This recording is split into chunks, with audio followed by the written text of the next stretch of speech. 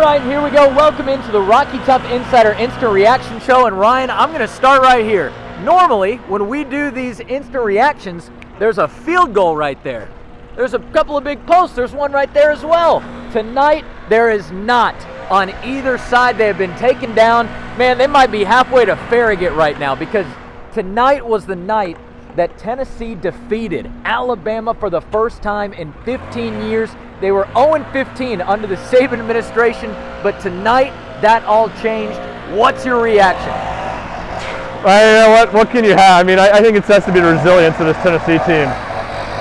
Tennessee on a defensive drive where they give up a busted play on 2nd and 25 and an easy touchdown on 4th and goal for Alabama to tie the game with about 5 minutes left. And then 2 plays later, Tennessee miscommunication, fumbled handoff between Jabari Small and Hendon Hooker. Turner walks in for an Alabama touchdown.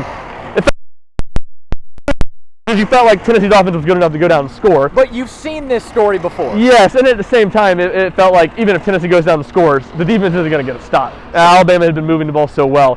And there was just a lot of plays in this game where it was mistakes by Tennessee, plays that they in the past would have to make to beat Alabama. They didn't have to make them tonight. They were good enough to have some mistakes and still survive.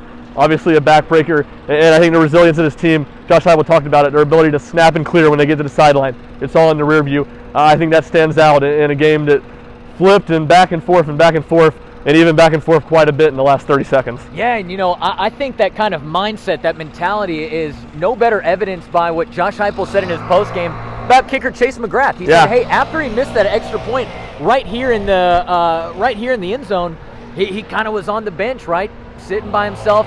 Coach Heupel said he went over there, but he really got this sense of, hey, Coach, I don't want to be talked to right now. Don't worry, I got this. I'm just getting back in the zone. Then you saw him come out and obviously hit that game-winning field goal. Let me back up a little bit. Tennessee, number 6 in the country, defeats number 3 Alabama by a final score of 52-49. Again, we just talked about it a second ago. Chase McGrath, he hits the game-winning field goal. Let's see if 40 yards. 40 yards out, and after that, it was absolute madness down here. Give me a couple players that you were really impressed by, and I would like you to start with wide receiver Jalin Hyatt. Well, yeah, that's an obvious one. I mean, I tweeted about it, and Rick knows about it just because I talk about it too much. One of my great joys in life is me and my friends and I, we play a Madden franchise, connected franchise. Yeah. And we have a rule in that where if you're playing a CPU, you got max yards you can get and max touchdowns to keep from stat padding. Sure. Jalin Hyatt went over the limit tonight. He had 5 touchdowns, over 200 yards.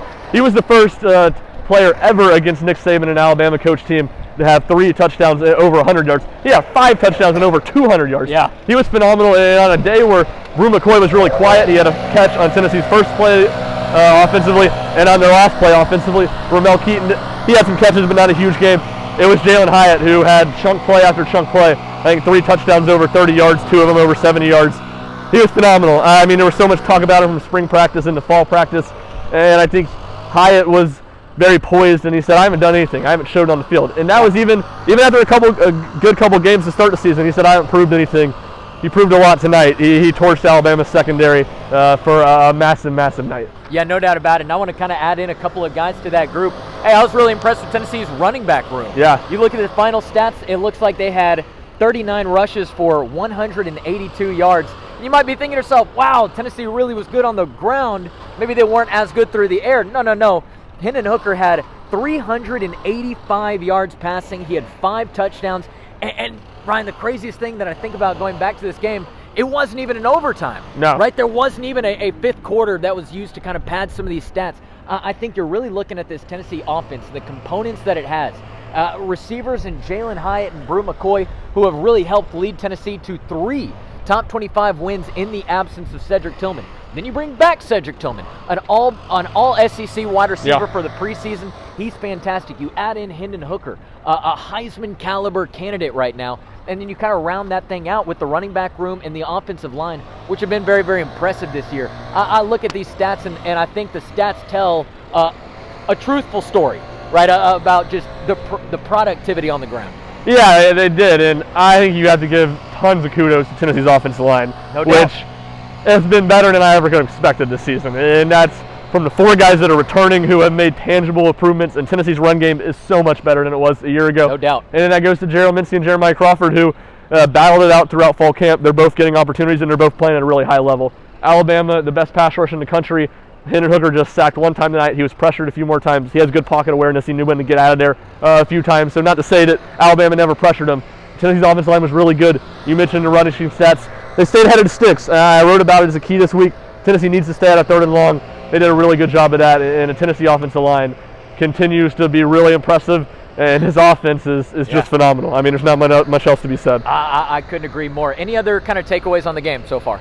Yeah, I think you go to Tennessee's defense, and certainly wasn't a great night for them, but they forced Alabama to 3 field goal tries, 2 in the first half, 1 down in inside the 5-yard line. Obviously, at the end, the kick, Will Reichard faded, had a little bit of a slice on it, it'll go wide right. And then again, they were doing it with so many guys down. You didn't have Jalen McCullough, you didn't have Kamal Hatton the whole game. There were a handful of starting corners corners that went down during the game. They had a walk-on corner in the game on the last drive of the game, and they threw it at him on 3rd down. He got away with maybe a little bit of a hook. He got away with a little walk-on. Okay. They got to give him a little bit. They gave him a little bit. I mean, it wasn't anything obvious, but there was some contact there. But I think that shows a lot of what Tennessee did, and I think the last thing we need to talk about is the Chase McGrath kick. I don't even know what happened. Chase McGrath didn't know if it got tipped or not. No. It was a knuckleball. You know, obviously you were down on the field. You were right under it. Yeah. I'm up there in the press box, and I'm looking. I watched the kick.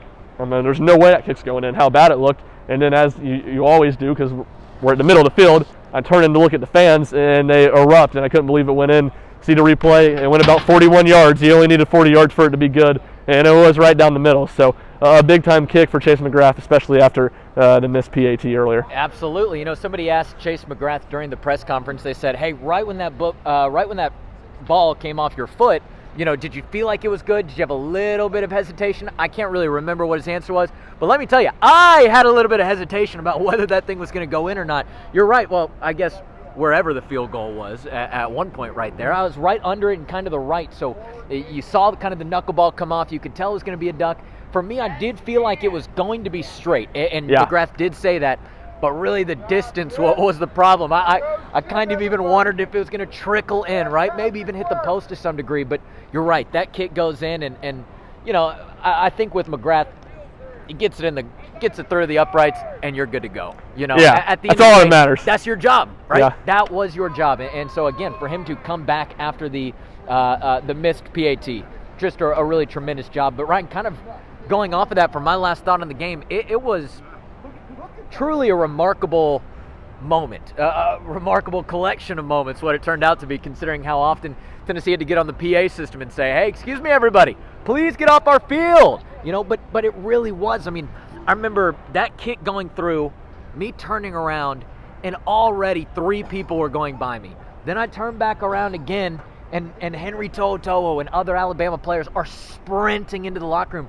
It was just kind of a surreal moment, but shout out to the Tennessee fans and just what they were able to bring. I mean, hitting 115 on the decibels or whatever it was, absolutely packing this thing out, being loud all morning for Vol Walk. You were at the basketball practices as well. Just a really quite the showcase day, I think, for Tennessee fans and what they want their image to be with this program. And frankly, it's been 15 years since they could celebrate a win like this. A day that a lot of people have been waiting a really long time for. No doubt about that. No doubt about it. All right, well, that is going to wrap up our coverage right now. Hey, if you are watching this on YouTube, which I know you are, go ahead and stay over with the Rocky Top Insider YouTube channel, and you can actually find that full 3+ minute clip of Tennessee fans storming the field. We're running all over the field with them. It was a pretty crazy environment, but otherwise, make sure you're going and checking out RockyTopInsider.com. We are going to have a late night getting all of our work done. We're going to bring you the best content that we absolutely possibly can. So again, go to RockyTopInsider.com for all of your Tennessee news, notes, and coverage. Otherwise, for Ryan Shumpert, I'm Rick Butler. You've been listening to the Rocky Top Insider postgame show.